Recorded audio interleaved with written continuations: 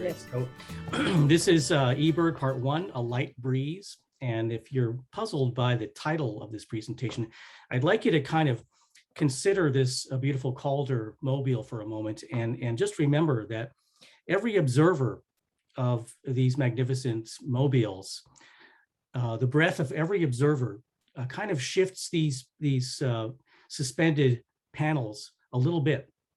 And eventually, one tiny little breath can affect the position and the state of the entire huge mobile. So that's why I kind of thought it was a nice metaphor for Ebird, because each of us are individual observers, and we all have an impact on the movement of this great machine. So this is an introduction to using Ebird Mobile. And here's what we're going to cover tonight.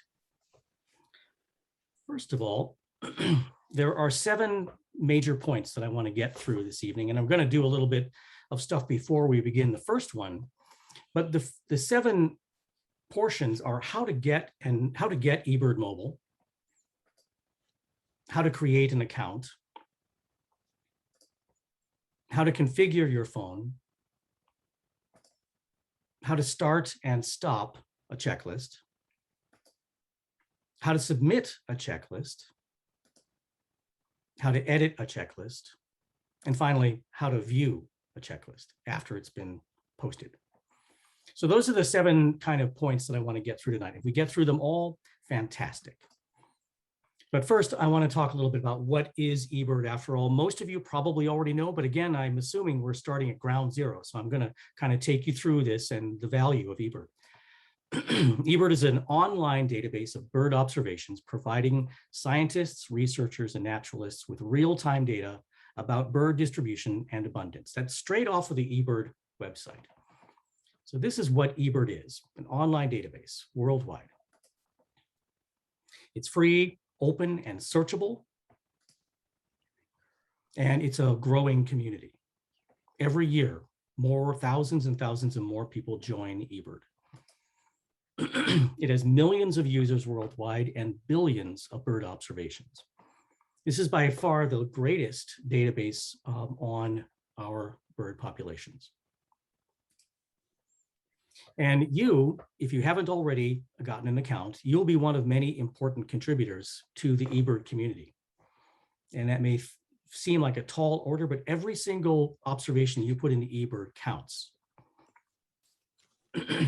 And if you have more questions about Ebird, just generally speaking, go to the Ebird website, and it's ebird.org, and it is definitely worth a look. It's a rich site filled with great information.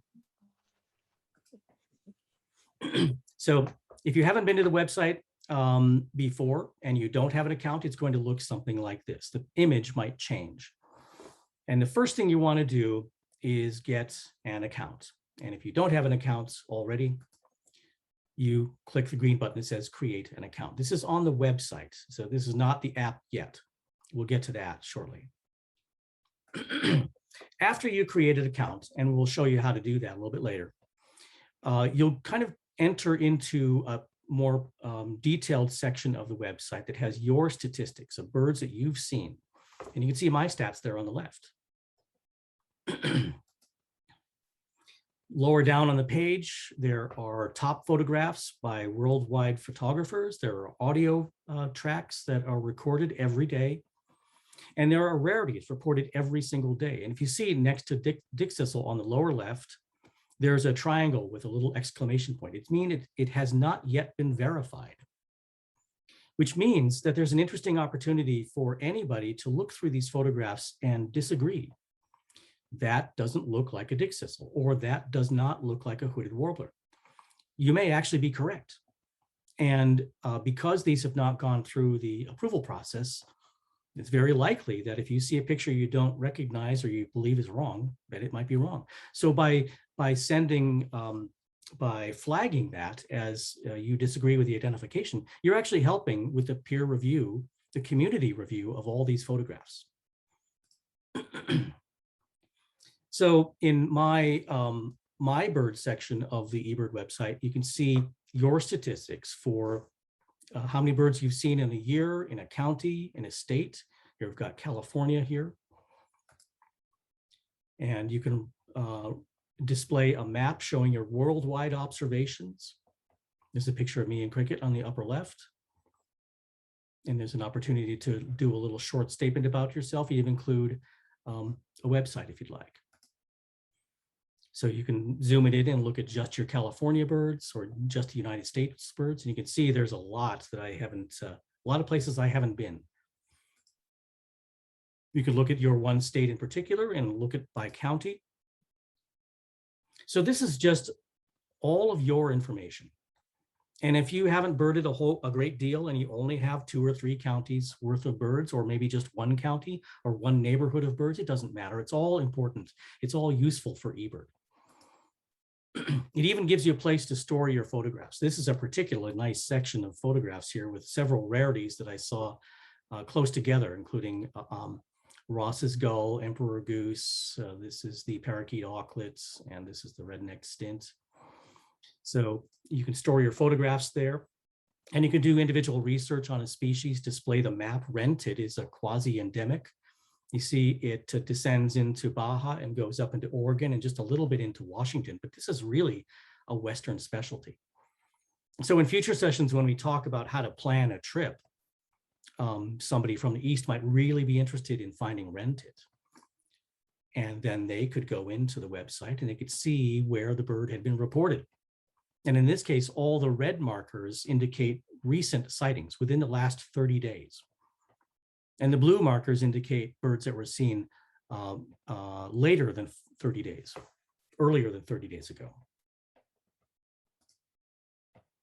Any one of these reports, even if they're blue, can be searched and examined. You'd click on the date and you could see James Armstrong's report on January, February, March, April, May 15th of 2021 for rented at Rancho San Antonio. And you can see here the little symbol here means that he's made some comments on that bird. You might actually see a camera, which would indicate that the observer had managed to get a photograph or even a sound file. The Explore section of the website's wonderful. I go here almost every day when I'm researching classes or when I'm trying to plan a trip. And the options in the lower portion of the page are particularly favorites of mine. We'll get into those in future sessions. And there's a big science component to eBird. You can see many, many articles about the research that's been done using your data, your observations. So that was eBird, the website. What is eBird Mobile?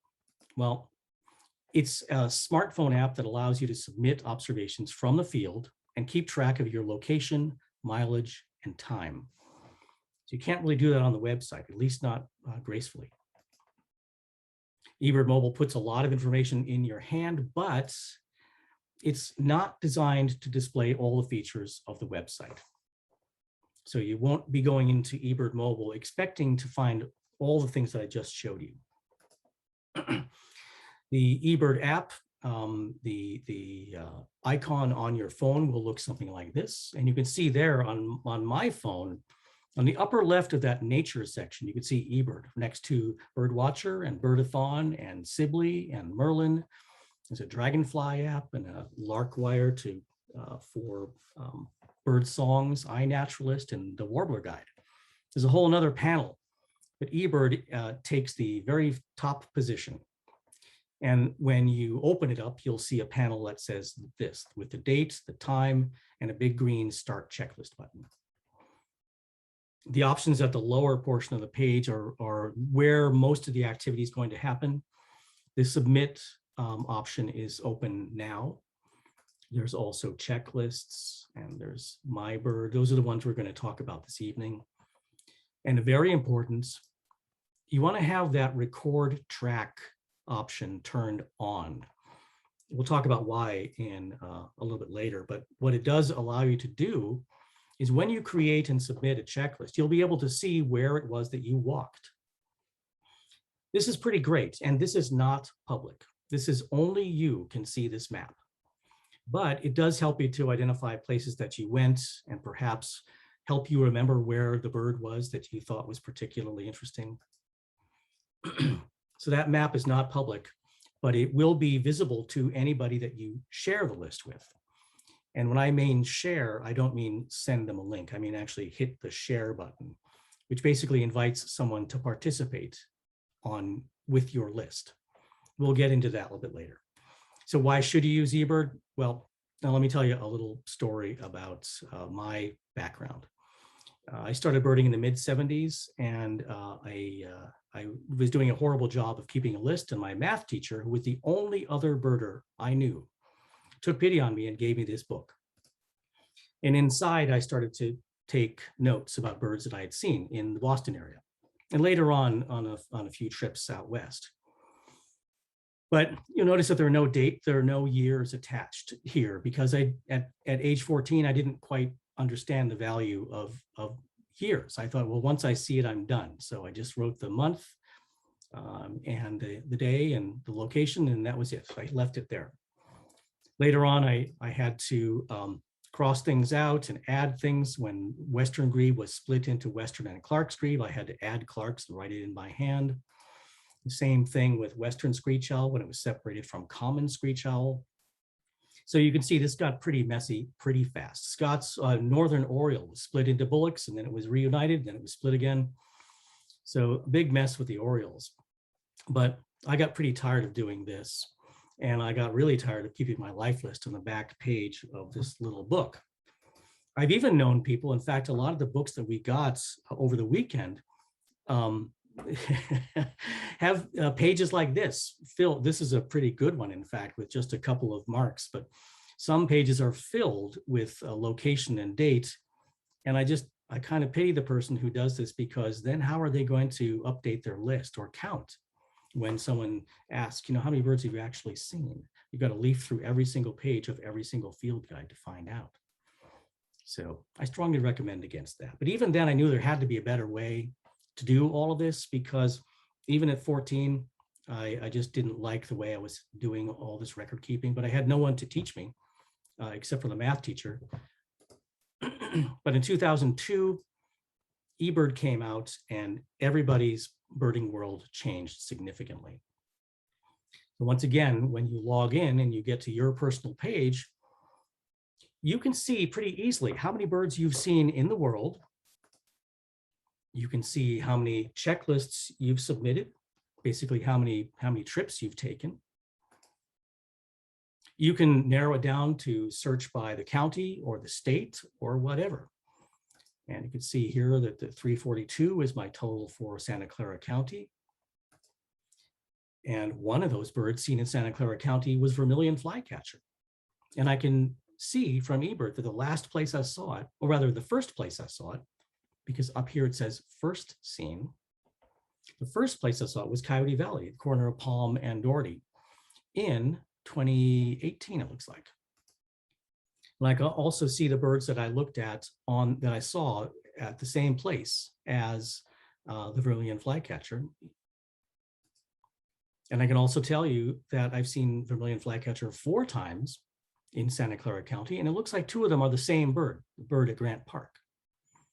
So May 1st and May 11th of 2001, probably the same bird, also in Sunnyvale Baylands, and also the first one I showed you, Coyote Valley.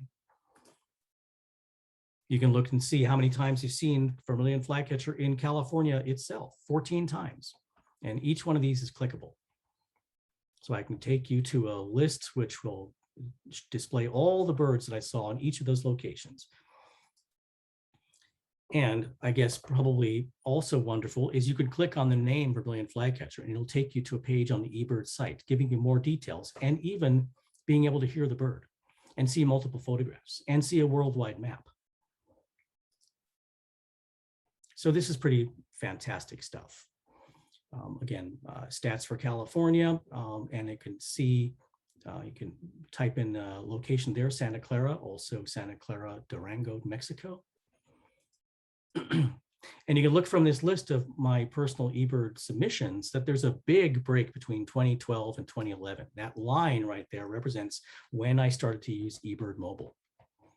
These other reports were, I entered them in sort of retroactively. I was using Ebird, but only on the website. And you'll also notice that the number of birds seen each year has climbed and climbed and climbed, because eBird mobile really made that possible. It made it possible for me to go to the grocery store and quickly enter a bird that I see in a bush when I'm parking my car, like a hermit warbler one time at Safeway. And eBird, my eBird, that section, my eBird found in the lower portion of your phone, gives you all your stats from year to year. And you can see that year over year, the list has climbed. So can you use eBird online without the phone? Well, sure. Yeah, you can. But if you want to submit observations from the field, you do need to have the app. So I'm going to pause there for a second before we get into the meat of the presentation and ask if anybody has any questions. Maybe Barry or Carolyn, do you see anything in chat? Oh, I've got a question. Mm-hmm. Is there, I've been looking, I have an Android phone, yep. And it looks kind of different. Oh, I'm sure it does a little bit. Yeah, the setup is, it should look somewhat similar, but your setup will look a bit different. We're going to get into Android and Apple shortly. Yeah, I'm available for any Android questions.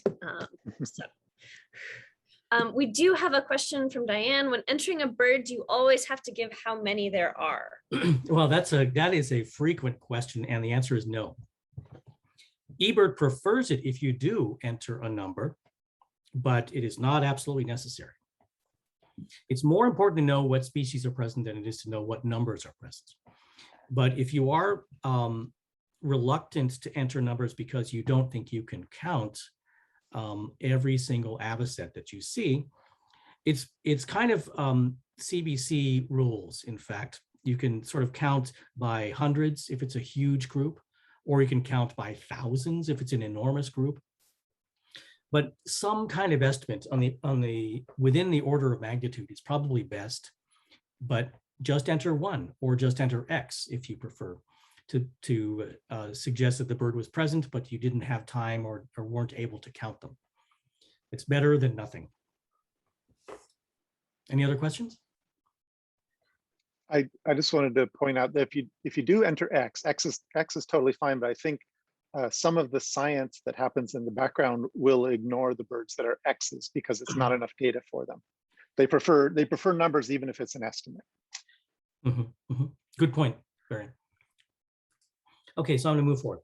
So the first question that we want to cover is, how do you get eBird Mobile? And you get it from 2 places, either the App Store for iPhones or Google Play for your Android. And you can find that on your smartphone pretty easily. There should be a button there.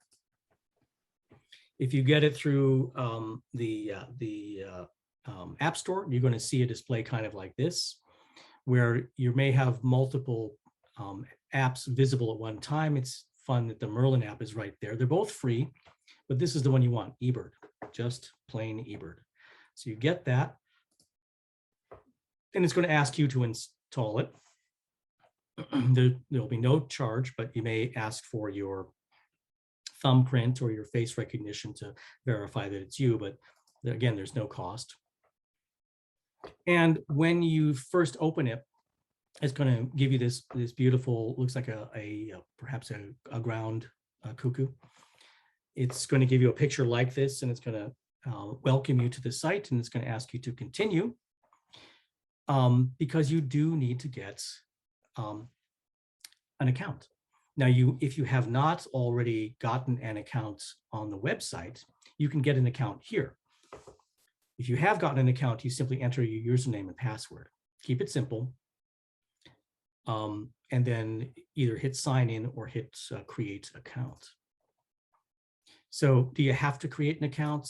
Well, I think we've already answered that. Yes, if you want to submit lists or manage your life list online and use any of the great features I just showed you. So those all require an account. But again, it's free. And the most important part of it is that you'll be joining, you will be contributing to the science and data used by thousands of researchers and students around the world. So you'll really be helping science, and it's totally free. So there's really nothing to lose here. Now we're going to get a little bit more into what happens after you install the app. But if anybody has a question here, or Barry or Carolyn, if you have any comments about what I presented here, or corrections, or we had one more question in the chat, and that was, when you're looking at the bird page for my eBird, does it show you all years or just this past year? And I think you get into this later. Yeah, it'll show you like the last 5 or 6 years. If you want to see more than that, I do believe you've got to go to the website. Right. Okay. Any other questions or comments on that part so far? Okay, I'm going to continue. No more questions. So the next big part is how do you create an account? This is probably the kind of the stumbling block for most people. You can create the account on the website, and that's easy enough. As I pointed out earlier, you click on that create account button, and then it's going to ask you for your first and last name, and it's going to ask you to choose a username. I use my email for my username. And then I have a top secret, highly secure password with 8 characters. And then you hit create account. What'll happen then is you'll get a verification.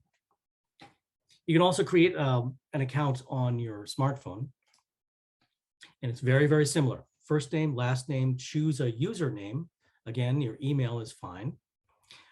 Choose a password, and then enter the email address that you want to attach to the account.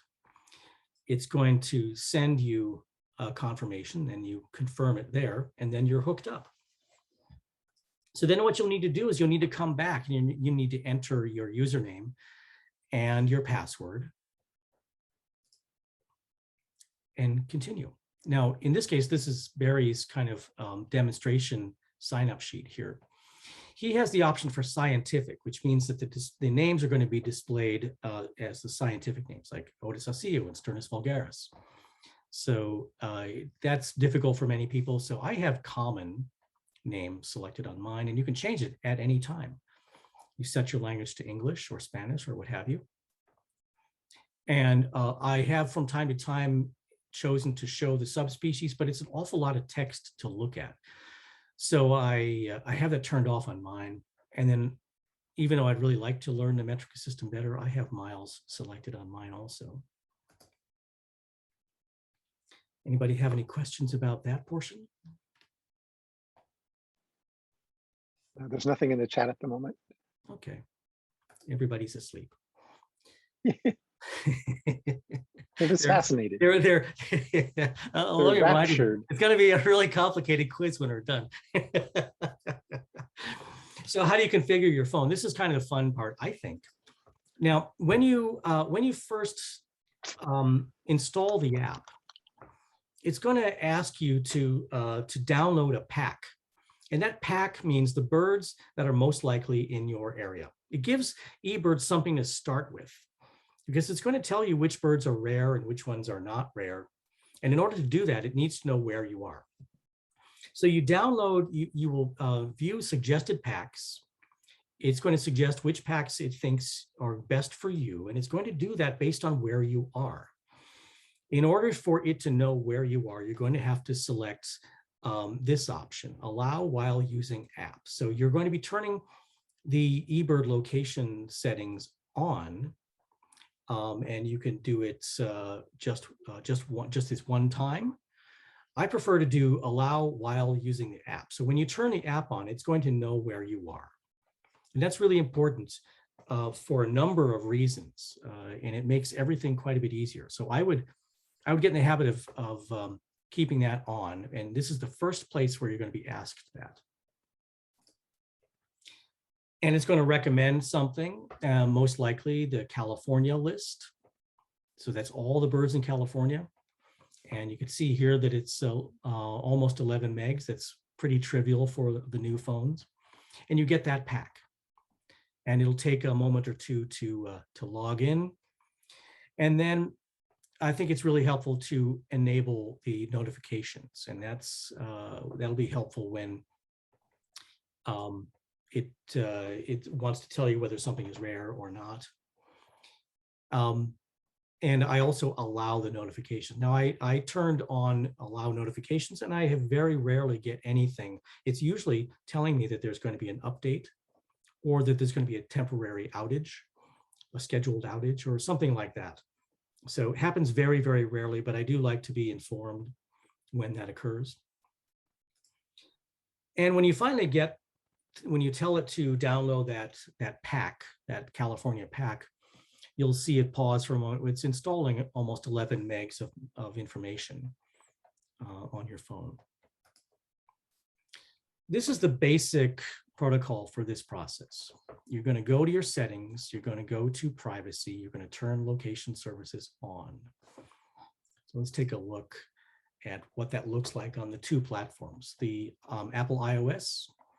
This is my phone here with this gloomy black and white photograph from Gray Lodge.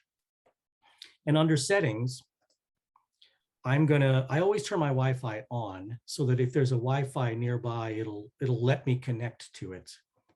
It's easier than going back in and trying to get it. But if you come to the ranch, we'll give you the password for the ranch and you can turn the Wi-Fi on, and that might speed things up. So you turn your Wi-Fi on, and then you're going to scroll down the page a little bit to find privacy. And when you're in privacy, you're going to turn location services on. When you do that, you're going to see all the apps that utilize or that can utilize location services. In my case, I've got quite a few, so you can scroll down it, but right here, let's see, down a little bit further, I find Ebird. So I have it turned on to always. I'm always birding, so I always want Ebird to know where I am. And then I want it also to give me a precise location. So this is helpful for a number of reasons. You're mapping, and also just Ebird knowing what hotspot you're nearby or which hotspot it wants to recommend to you. So that's it as far as the Apple iOS goes. The Android operating system, very similar, just different names. So go to settings, biometrics and security. And again, Carolyn is the expert on Android. And you're going to want to turn that on. And likewise, you want to make sure that Ebird itself is turned on so that it will be able to use the location service, the precise location service. So that's sort of where you configure your phone with not only the pack of birds that it's going to be offering to you, and also allowing you to create this wonderful map. So you probably recognize this as Eulastack. And the only way that Ebird would recognize it as Eulastack would be if you turned your location services on. Then it would know that you are currently birding at Eulastack, and it's tracking your trail as you walk around this fabulous urban park. And once again, this map is not public unless you share your list with a birding companion. And again, that's not simply sending them a link, it's actually clicking the share button and inviting them to join the list. They could make their additions, deletions, it won't affect your list, but they will be able to see this map. But you were there with them, so it seems like it's kind of a no-brainer to share that list with them. Any questions about that little section?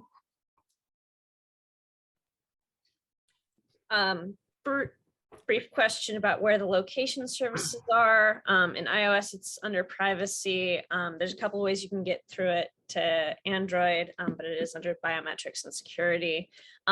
It's worth noting, though, if you enable the location when you first open the app, you don't have to dig through your settings.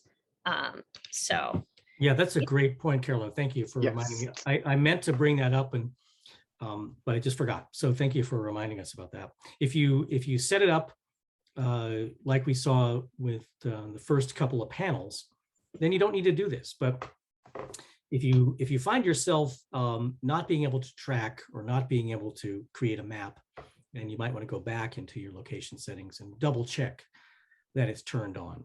But perfect, thank you. Yeah. Got a question from Susan. How do you get to the map from a previous checklist? Mhm. Okay, I'll show you. Let me show you that at the end, because I don't think I created a slide to do that. I'll have to double check. It might be in here somewhere, so I'll show you definitely. So 4.1, how to start a checklist. This is pretty easy. That big green button, start. Start checklist. Couldn't Wait, really which get. button? Yeah, do you see the big green button, Barry? That's the button you want to click. Start checklist. And when you get in there, you're going to see a number of things, a number of icons. So this little thing that I'm pointing to down here, this sort of inverted pyramid, this allows you to display the birds in taxonomic order or in alphabetical order. And I think perhaps it also allows you to display the scientific name if you'd like. But so that is a way of changing the way these show up. Now, what I do is the list looks like this when you first sign up. And when I enter my first bird, the Black Phoebe, I do it. This is Barry's handiwork here. He enters a number and the name Phoebe, and it brought up the 3 Phoebes that we get here. The Eastern Phoebe, of course, is quite rare. That's why it has a red dot and also a rectangle with the letter R in it. But I type in the banding code, BLPH. It seems cumbersome, but it's just the way I tend to work. And then I enter the number afterward. You can enter the number simply by putting a number 1 in, or you could hit the plus button 1 or multiple times to get the number to go up. 4.2, how to stop a checklist. This is just as easy, really. Here's another thing that occurs at the bottom of the page. You see where it says 6 and a check mark? So when we first opened the checklist, we saw lots and lots of names, and they were all grayed out. None of them had been seen yet. As we saw them, we start to get a mixture of these bold black names, birds that have been seen with a number next to them, and birds that have not been seen. And I get kind of tired of looking at the huge list. So I really just want to look at the list of birds that I've seen and enter them as I see them. So that will allow you to collapse it to just the birds you've been seeing. And then to stop the list, you click stop. And it'll ask you to stop track. This is a good sign because it means that the location services are on and it's been tracking my movements. So I do want to stop the track, but if I had made a mistake and accidentally come here, then I could press keep birding. Any comments or questions about that portion? No? Okay. I'll go forward. So section 5, how to submit a checklist. This is going to seem pretty familiar. You submit it by just clicking the big green button at the bottom of the page. And it may ask you to review the button, review the checklist, and that's just part of the routine. You'll hit review and it'll show you the checklist again, and it'll confirm where you've been and how far you've walked and all of that. And then you hit the submit button. So here is where you can view a previous checklist. There's your checklist right there, the McClellan Ranch. If you come to the ranch tomorrow, your checklist will appear right at the top of this submitted portion. If you have a bunch of checklists that you've started to submit but never got around to it, they'll show up in the not submitted section. So here is the checklist that I'm viewing after the fact. Anybody have any comments or questions about that? Okay, move on a little bit. How do you edit a checklist? So Again, we're going to go to the checklist section. You can see here checklists. We were in submit before. Now we're in checklists. And I'm going to click on the list that I want to edit. And it's going to bring that list up again. And I'm going to hit the word edit in the lower right. When I do that, I'm going to click on a bird that I want to change. So white-crowned sparrow, it actually turns out that I saw 3 and not 2. So I want to go in there and change that 2 to a 3. Pretty simple. And then I'm going to hit done.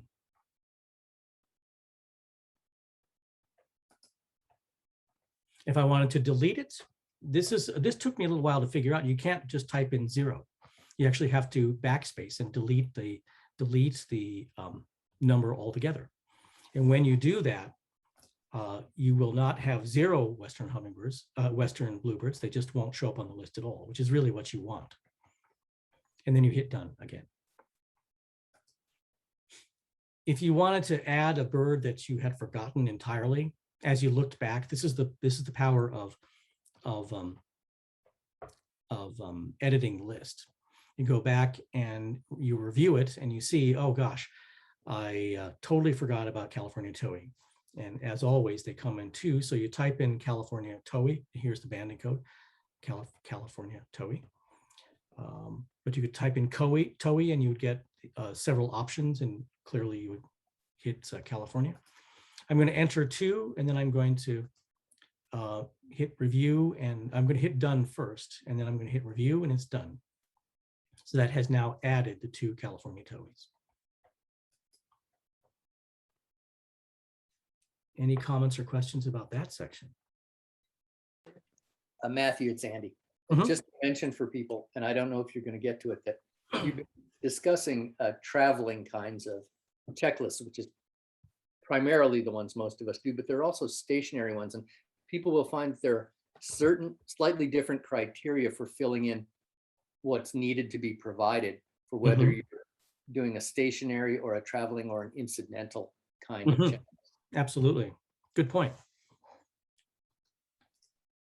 There was one question that I thought would be good to talk to everyone about, which is if you have no cell or Wi-Fi, can you still do checklists and then just submit them later when you're back on signal? Yes, you can, in fact. But you'll have to, what you'll need to do is go back into the not submitted section to find that checklist. So you would have stopped the track. Most likely the phone is going to know where you are. GPS is different from Wi-Fi. So it's very likely going to know where you were, and you'll be able to tell that it knew when it asks you for the hotspot nearby. But yes, you can do a list without Wi-Fi, and you can submit it when you do get back into Wi-Fi connection. And even if you have GPS turned off, you can later specify the hotspot that you were at. So even if Ebird didn't know where you were, once you specify the hotspot, it'll associate it with that hotspot. Yeah, you definitely can, but it might be a little bit harder for you to locate the exact hotspot, but it's still very possible. Yeah. There's a good question. What is the breeding code section on a species entry form? Well, that's primarily for summer bird count, but not entirely. You don't need to be part of a summer bird count to use it. You can use it to indicate whether you saw courtship behavior or whether you saw the bird flying over. I think a flyover option is available. It's found on a breeding code, which doesn't quite make sense, but I believe they do put it there. So you can indicate some things that are well understood with these small codes, and it is very helpful for the users of the data, the researchers and students, to know exactly how you encountered the bird. Was it carrying a fecal sac? Was it on a nest? Was it with young? Was it being fed by a cowbird? Those kinds of things.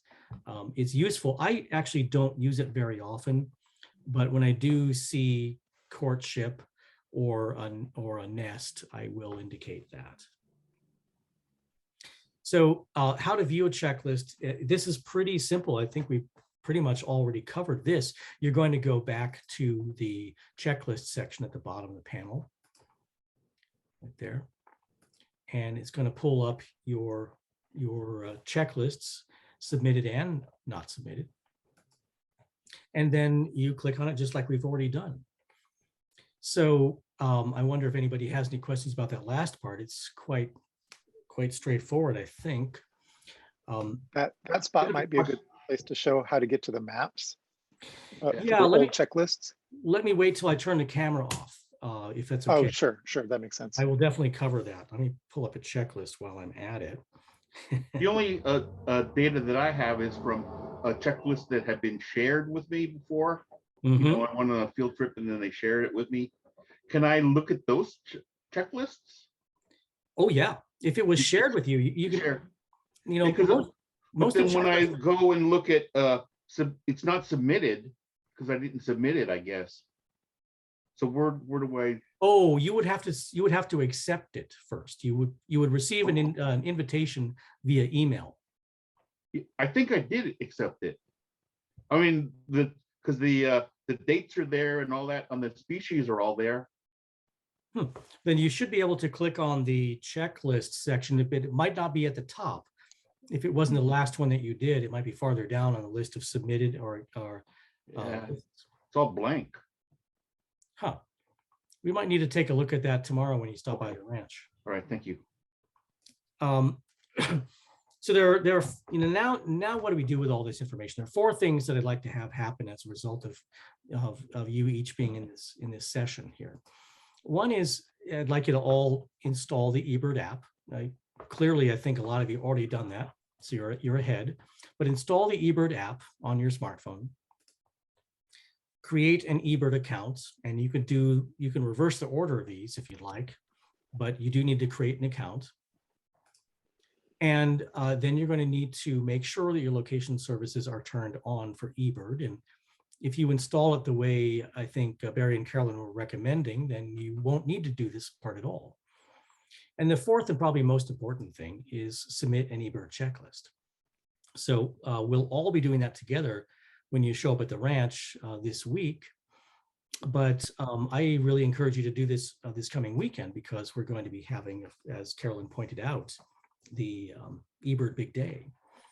So when you come to the ranch, either tomorrow or later in the week, we're going to start by observing the feeders here, and we're going to get our checklists going. Each one of us is going to submit a checklist or start a checklist, and they're going to be very, very similar. And I'll show you how to enter a comment in the checklist so that we can remember that this is part of an Audubon workshop. So then we're going to also take, we'll each create a checklist like this.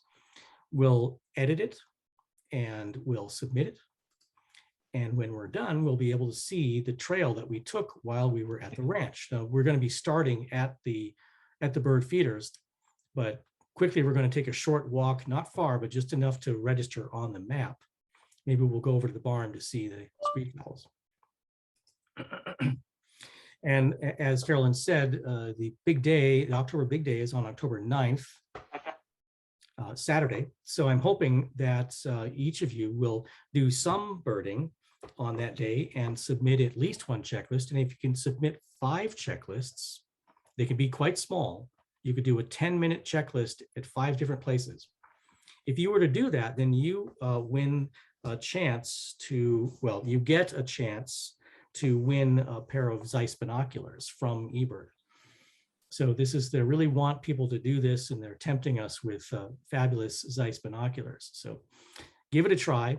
And if we practice this week, you'll be really equipped to do it on Saturday when it actually counts for a prize. So there are a few things that I want you to know about.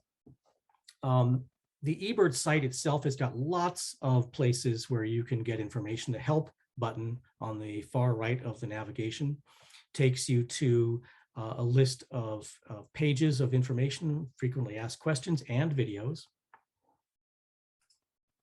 And if you go to birds.cornell.edu, the Cornell is the group that created Ebird, of course, There are Ebird videos and information on the lower portion of the page there.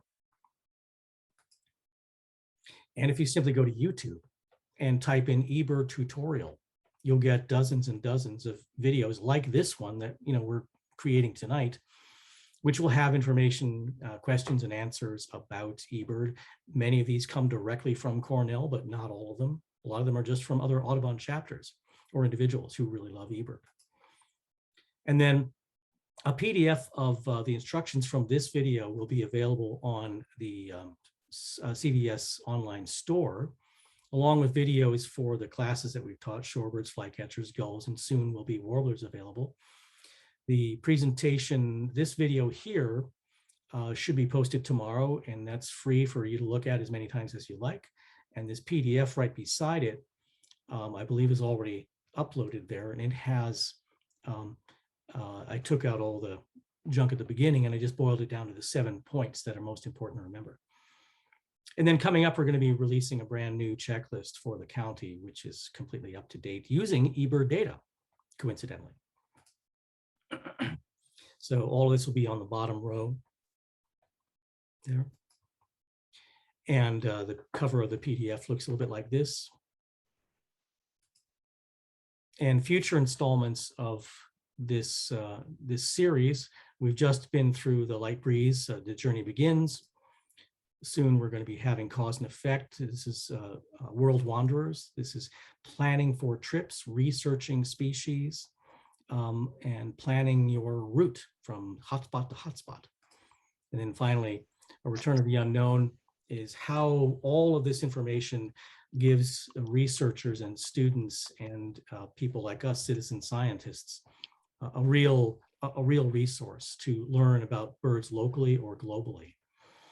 So this whole series is called the Ebird Odyssey, and we can look for these future episodes pretty soon. But give me a month or so to put the next one together. So I wanted to thank everybody for the Ebird class of 2021. And special thanks to Carolyn Knight and Barry Langen-Lassane for helping out so much with everything, including confirming that the information I was giving was correct. We worked through this a little bit, Cornell and Ebird course, and then Audubon. So with that, I'm going to stop sharing